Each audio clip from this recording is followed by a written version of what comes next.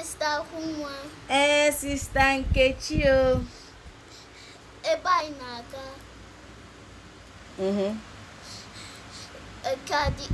Ga-adịkwa egwu. Ọ ga-adịkwa egwu. Sister Nkechi ọ ga-adị kpọkpọ. Ọ ga-adị kpọkọkpọkọkpọkọ. Aya amanụ, aya asịkwa, aya ekwetekwa. Ha ga-ekwete na Sister Ahụnwa. Na Sister Ahụnwa bịara ebe a.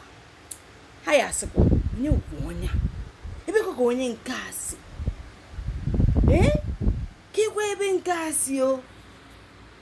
Ha ga-asị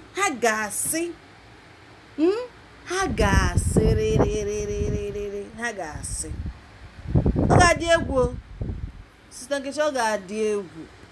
Ọ ga-adị egwu na nkwa egwu. Ọ ga-adị kpọkpọkpọkpọkpọ. Ha ga-amanụ. Ha ga-ama na Sister Ahụnwa bịara without Sister Nkechi. Ha ga-ama. Ejikọta igwe wee onye ọcha mba n'ebe kwanụ. Ha ga-ama, ha ga-ekwetekwa. Ọ ga-adị egwu. Ọ ya-adị